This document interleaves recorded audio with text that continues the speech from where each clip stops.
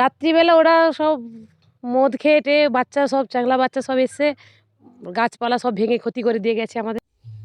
রাতে অনুষ্ঠান দেখতে এসে গাছ ভেঙে রাস্তায় ফেলে দিল কারা? বর্তমানে বিশ্ব উষ্ণায়নের জন্য বিশ্ববাসী আতঙ্কিত। সরকারের উদ্যোগে তাই বিভিন্ন সময় বৃক্ষরোপণের জন্য প্রচার করা হয়, কিন্তু বৃক্ষরোপণ এবং বৃক্ষরক্ষার গুরুত্ব সবার উপলব্ধি হচ্ছে না। যারা বৃক্ষরোপণের গুরুত্ব কতটা জানেন তারা প্রতিনিয়ত বৃক্ষরোপণ, বৃক্ষরক্ষা এবং বৃক্ষরোপণের গুরুত্ব প্রচারে ব্যস্ত। গতকাল ময়না ব্লকের গজিনা গ্রাম পঞ্চায়েতের অন্তর্গত কিয়ারানা সপ্তপ্রদীপ সংঘের পূজা উপলক্ষে অনুষ্ঠানের শেষ দিন ছিল।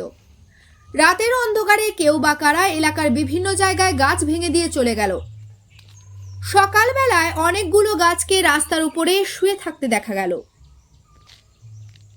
এমন ঘটনায় আমরা আমাদের চ্যানেলের পক্ষ থেকে তীব্র নিন্দা করছি। সেই সঙ্গে সকলকে অনুরোধ করব, বিশ্ব উষ্ণায়ন রোধে সকলে এগিয়ে আসুন, আরও বেশি বেশি করে গাছ লাগিয়ে পৃথিবীর উষ্ণতা কমাতে সাহায্য করুন। এই ঘটনা প্রসঙ্গে কিয়ারানা সপ্তপ্রদীপ সংঘের এক পদাধিকারী ব্যক্তি এবং এলাকাবাসী কি জানিয়েছেন শোনাবো আপনাদের। রাত্রিবেলা ওরা সব মদ খেয়ে টেয়ে বাচ্চা সব চ্যাংলা বাচ্চা সব এসে গাছপালা সব ভেঙে ক্ষতি করে দিয়ে গেছে আমাদের। এইসব আর কি, সব গাছ কলা গাছটা সব যা ছিল অনেক কিছু ক্ষতি করে গেছে। আপনার তা নাম? আমার নাম মৌসুমী দাস মণ্ডল, বাড়ি? বাড়ি কিয়ারানা।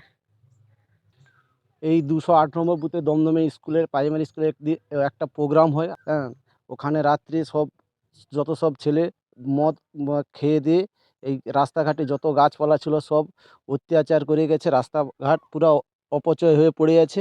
সেইগুলাকে সকালবেলা করেছি। আমার নাম বাবলু মণ্ডল। বাড়ি? বাড়ি কিয়ারানা। আমি সপ্তপদী সংঘের সদস্য। আমি জানতে পারলাম পরে যে সকালে গিয়ে উঠে দেখি এইভাবে মানুষ, কিছু যুবক যারা অনুষ্ঠান দেখতে এসেছিল তারা এই গাছপালা, রাস্তায় গাছপালা ভেঙে নষ্ট করেছে। এবং বর্তমান সময়ে যে বিশ্ব উষ্ণায়ন, সেই সময়ে যে গাছপালা ভেঙে যে নষ্ট করা, তার আমি তীব্র নিন্দা করছি। এবং আমাদের ক্লাবের পক্ষ থেকে যাতে পরবর্তী সময়ে না ঘটে আমরা এতে দেখব। নমস্কার। আমার নাম সুনীল দাস।